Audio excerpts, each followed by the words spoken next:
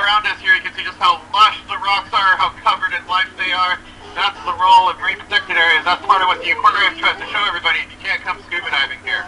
Wow, guys, that is so amazing. It is so cool to see a lush, vibrant, and thriving kelp forest right here in Point Lobos on the California coast. Now, divers, we have reached the part of our program where it is time for the students to take a selfie with you. So if you can flip the camera around, let's get both of you in our frame. We've got both Pat and Angie. Remember, Angie is from California State Parks. Patrick is with Monterey Bay Aquarium. They are here in Point Lobos. Go ahead, students. It is time to take your selfie with our divers. Divers, could we get a little maybe okay symbol or a hang ten or a wave with your hands so that our students can take a good shot with you? Awesome. Very good.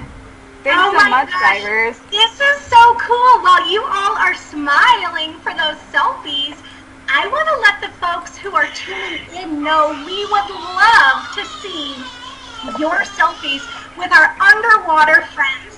So gather in front of your screens in your classroom at home and be sure to snap a photo and share that on Twitter with us. You can tag at Flipgrid and definitely tag our friends at CA State Parks.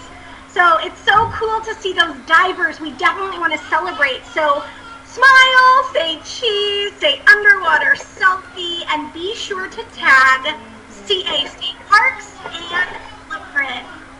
I love seeing them underwater. That is so cool. Erica, are you there? We have been getting a ton of questions about World Ocean Day. And that's great because today's Flipgrid topic of the day is called Protect What You Love, the Ocean. And we're going to show that in just a moment. But before we do, Erica, can you let us know what to expect when our friends tuning in use the topics on California State Parks Discovery Library page? Yeah, absolutely. So our Discovery Library page, we have hundreds of topics for your students, the ocean and the coastline and our marine protected areas, but we also have topics that talk about history and science and culture. There's so much to learn about California and our planet through California State Parks Flipgrid topics. So definitely have a browse. We've got a lot of really great stuff, but my favorite are definitely the ones that are for the ocean, right? Oh my gosh, so cool, yes. And seeing that kelp forest is so incredible. I want to take a moment and let all the folks who are tuning in know how easy it is to find the topic of the day and your California State Parks topic so that they can have their learning community reflect on what they have experienced in today's live event. So, friends, this is as easy as going to your web browser and typing in aka.ms/oceansday. And this will take you right to California State Parks Discovery Library page with all of the incredible content that Erica just told you about. So once you're there, we have this filter to go right down to this topic of the day, Protect What You Love, the Ocean. And you can click right into it and see incredible questions and a learning prompt that your students can respond to. But in order to use this, all you have to do is click on that blue button that says Add Topic. And once you do that, you can determine how you want to use your topic as an individual topic or simply add it to your Flipgrid group. And think of your group as your classroom.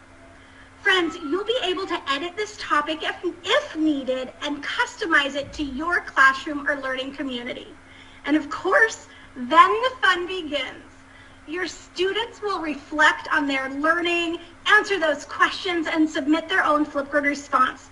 And of course, they can use all of those creative elements inside the Flipgrid camera. So definitely check out this topic, Protect What You Love, the Ocean, and use it right after this event and have your students reflect on what they've learned. So Erica, let's go back to you. Are you there? Yeah, we're still here at Point Lobos, and I know that we are getting a lot of student questions for the scuba divers. Are we ready to kick off that portion of the event? Yeah, absolutely. Let's go ahead and dig in. We have a question that came from Nia Mondo, and she's curious about how deep into the ocean humans have traveled. The question is how deep into the ocean what has traveled? Sorry? Yeah. So how deep into the ocean have humans traveled is the question. Oh, that's an excellent question. Well, where we are right now with Angie, we're about 15 feet deep, which doesn't seem very far. 15 feet, I believe that's about 4.5, maybe 5 meters or so. So that's not very far down in terms of, the grand scheme of the ocean, but it's pretty substantial to be down this far for your body because the pressure in the ocean goes up by 1 atmosphere once you make it down 10 meters. So if you're at half of that, you already have a lot of pressure. So Angie and I can really feel that on our ears, and our bodies are reacting to that.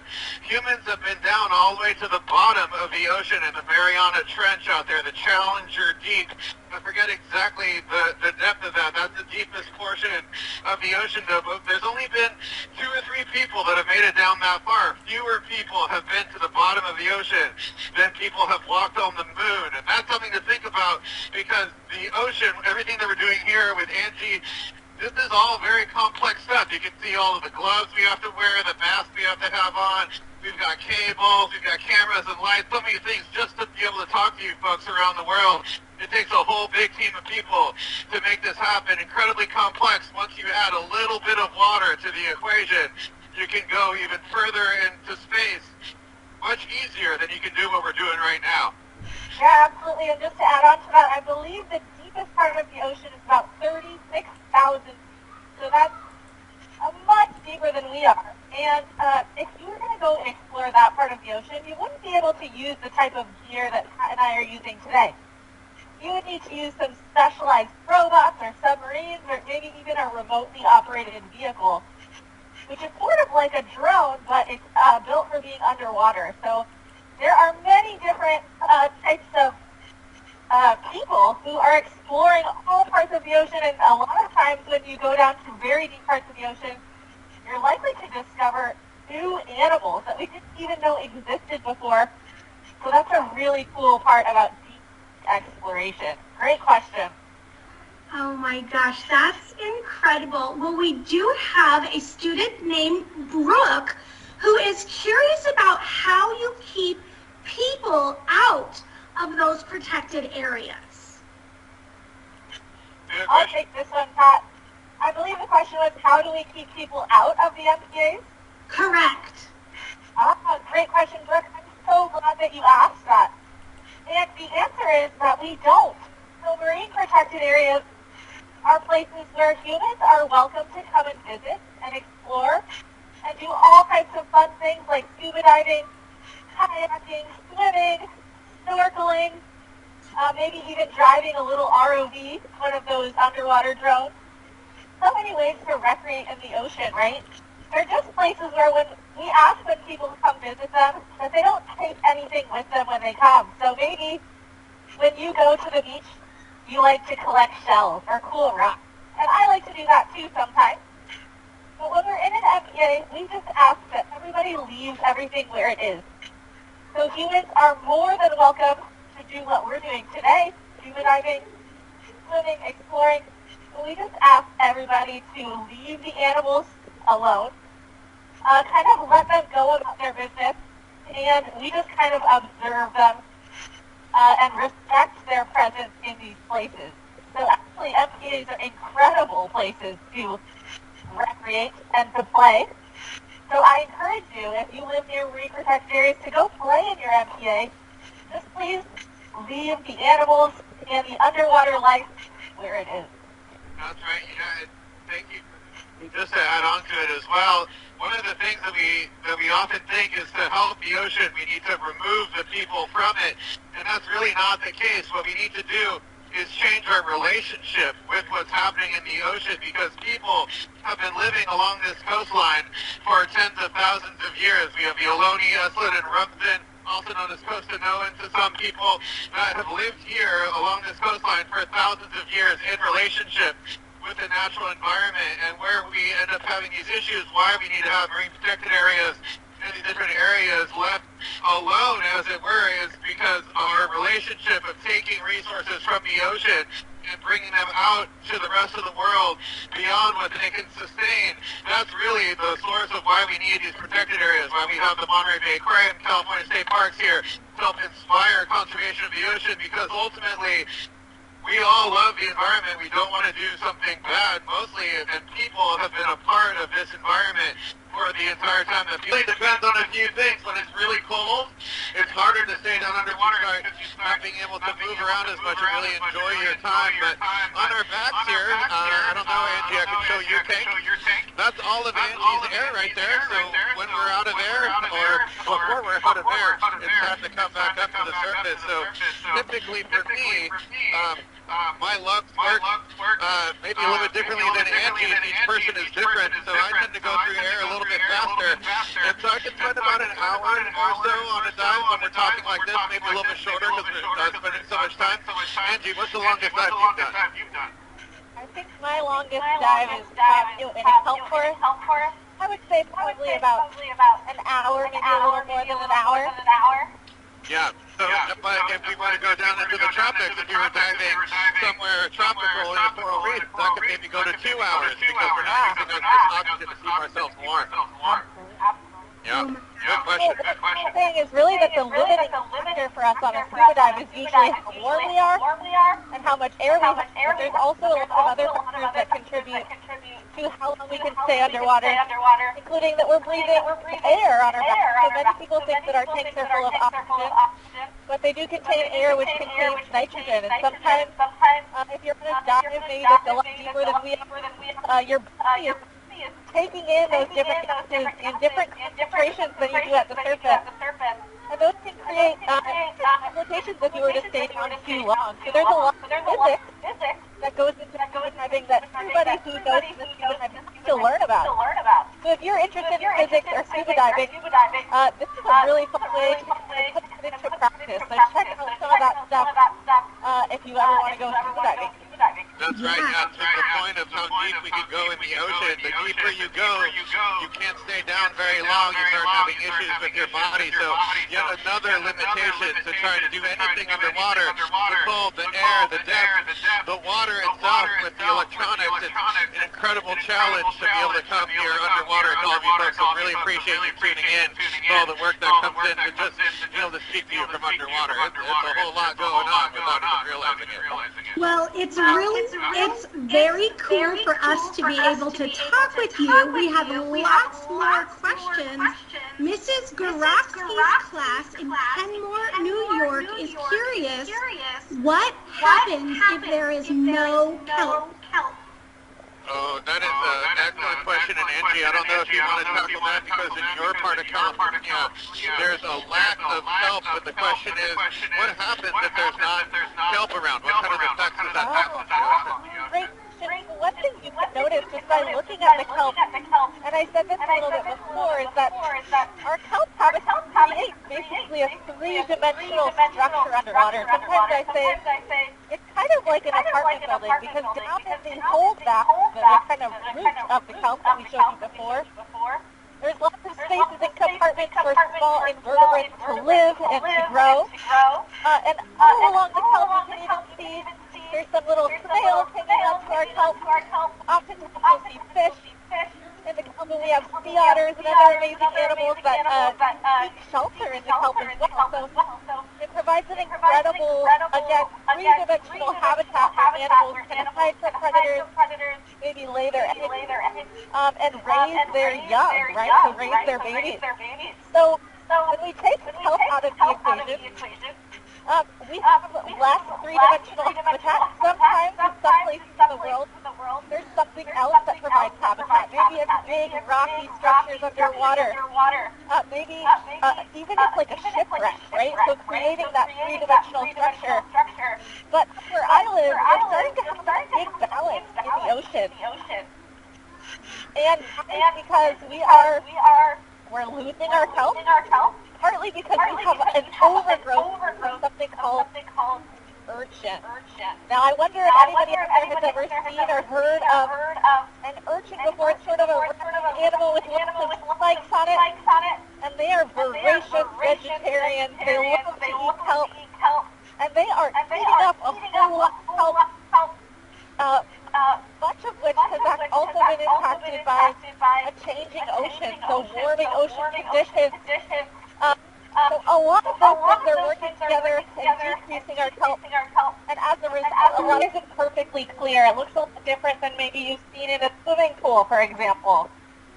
So there's lots of little plankton floating around in the water, which limits how much sunlight our kelp can access.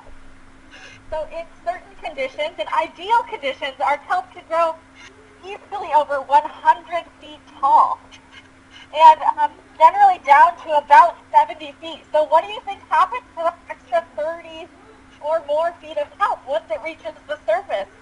Right, again, it creates that canopy, that sort of roof over the heads of our divers today. And it can grow very fast. So it's actually the fastest growing photosynthetic organism. Is that right, Pat? Yep, it's the second fastest after bamboo. Bamboo has a speed for some reason, but don't worry, bamboo, we're coming for you. Kelp is still on the way. Well, fastest growing marine algae. Yeah. In the whole world. So it can grow, I think you said centimeters, right? So yep. I've heard 1 to 2 feet in a day in ideal conditions. So imagine if you could grow 1 to 2 feet in a single day. It takes us years to grow that much. So it is very fast growing and it is very tall. That's right, yeah. And at the Monterey Bay Aquarium, we have a kelp forest exhibit, and our kelp grows just about this much every single day, which ends up being a problem for our exhibit if we just let it go. So every so often, divers like myself will go in and watch it trim the kelp, give it a little haircut to make sure that it doesn't crowd out the whole exhibit. That's how fast it grows, even in an aquarium setting. Wow, that's amazing. Yeah.